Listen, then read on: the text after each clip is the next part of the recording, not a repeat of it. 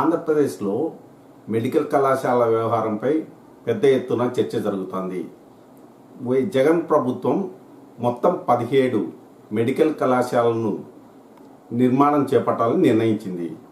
అయితే జగన్ అధికారంలో ఉండగా 5 మెడికల్ కాలేజీలను ప్రారంభించినారు. మళ్ళీ అధికారంలోకి వస్తే 5 మెడికల్ కళాశాలను ప్రారంభించాలని ఆయన అనుకున్నారు. ఆ తర్వాత థర్డ్ ఫేజ్లో మరో 7 కాలేజీలు ప్రారంభించాలనేది జగన్ ఆలోచన. ఇది యాక్చువల్గా జగన్ అధికారంలో ఉన్నప్పుడు నిర్ణయించింది. అయితే 2024 ఎన్నికల్లో జగన్ ప్రభుత్వం గద్దె దిగింది, కూటమి ప్రభుత్వం గద్దెనెక్కింది. కానీ మెడికల్ కళాశాలల విషయమై ఈ ప్రభుత్వానికి చీమ కుట్టినట్టయినా లేదు. దీంతో ఒక్క పాడేరు కాలేజీ మినహా మిగతా ఏ కాలేజీలో కూడా అడ్మిషన్లు చేపట్టే పరిస్థితి లేదు.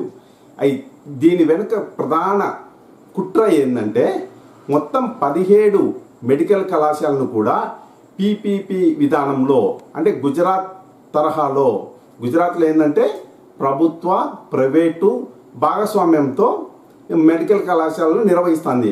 అట్లనే ఏపీలో కూడా అట్లే 17 కళాశాలను ఇది చేపట్టాలని కూటమి ప్రభుత్వం అనుకున్నది. ఈ విధానాన్ని వ్యతిరేకిస్తూ విద్యార్థి లోకం ఉద్యమానికి సిద్ధమవుతుంది. ఈ నేపథ్యంలో రేపు అంటే 17వ తేదీ తిరుపతిలో ఏఎస్ఎఫ్ ఆధ్వర్యంలో సిపిఐ కార్యాలయంలో అఖిలపక్ష సమావేశం నిర్వహిస్తుంది. ఈ సమావేశానికి తిరుపతి ఎంపీ డాక్టర్ మద్దెల గురుమూర్తి లాంటి ప్రముఖులు హాజరవుతున్నారు. ఇది ఒక తొలి అడుగు మాత్రమే. ఏది? ఈ పీపీపీ విధానంలో మెడికల్ కళాశాలన్నింటినీ ప్రైవేట్ పరం చేసి ప్రభుత్వం తన బాధ్యత నుంచి తప్పుకోవాలనే నిర్ణయాన్ని వ్యతిరేకిస్తూ విద్యార్థి ఉద్యమానికి శ్రీకారం చుడుతుంది.